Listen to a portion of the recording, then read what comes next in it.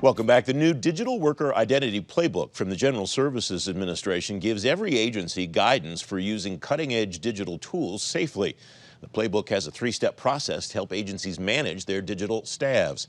Alex Cohen is Director of Emerging Technologies at the Office of Government-Wide Policy at GSA. Alex, welcome. It's great to have you on the program. What is a digital workforce that you're referring to in this playbook? Hi, Francis. Thank you so much for having me. A digital worker is a piece of software that executes a business process, often powered by artificial intelligence, although that's not explicitly a requirement, but that runs on a government network and does an action on behalf of either the agency or an individual. So these are software tools that are helping to solve things in government and make the government operate better.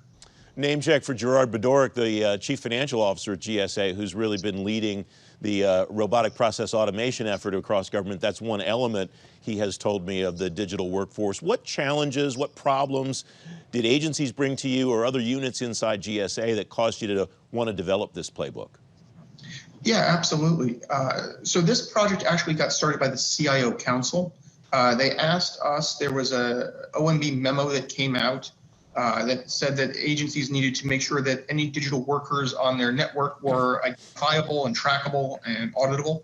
And so the CIO Council tasked our team at GSA to figure out how to best do this. We've seen an absolute explosion of AI across both GSA and other agencies as well. Everything from tools that review contracts and propose clauses using natural language processing, to tools to sort through images using machine learning. And so with all these tools coming online, there was a need to be able to figure out how to identify these things from a network perspective. And so that was really the genesis of this project.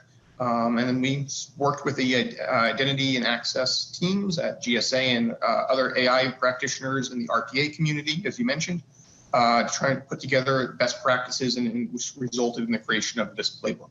I mentioned the three steps at the beginning of our conversation, Alex, and we don't have time to get into great detail on all three. The first one's identifying impact or risk. Second's requirements to create and govern an identity. And third is tracking, accountability, and auditing. How did you narrow down all the possibilities to those being the big three plays that people need to follow? Sure. So our office is relatively new. We were only created about a year ago to be very proactive in policy making. And so what we did as a new office, we reached out and coordinated with lots of different folks and did interviews and spoke to them.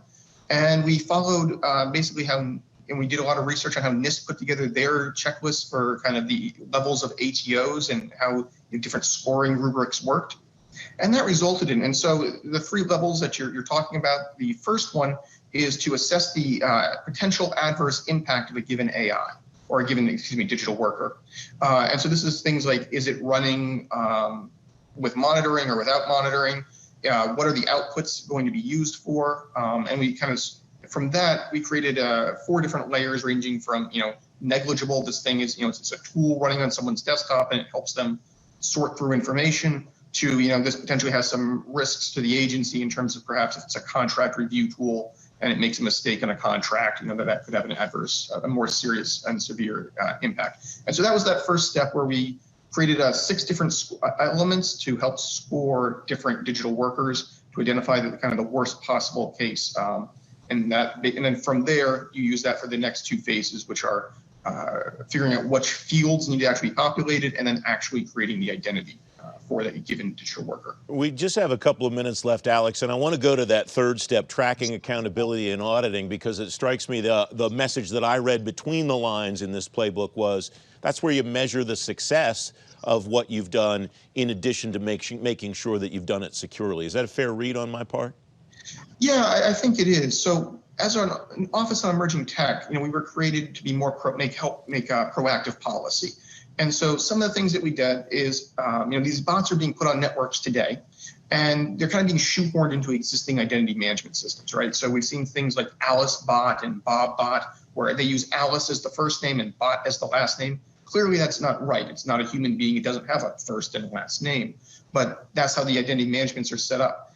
Something as simple as an is bot flag in the identity management system doesn't exist currently. And so we proposed, a series of additional fields that can be added to help track these things. And at the easiest level, it's simply an isbot flag. At the more complicated levels, we have things like the IP ranges that it's operating on and from and accessing. And as well as things like who is the responsible individual that if this thing is misbehaving, you can go contact that person. And so that's sort of the sponsor and the owner of the AI or the digital worker. Sorry, go ahead. No, I'm just sorry to interrupt, but we only have about a minute left, and I wanted to mention we have a link to the playbook at govmatters.tv/resources. Alex, is this a living document? Is this something that as more agencies become involved, more organizations become involved, share feedback, share experiences, that this will evolve over time?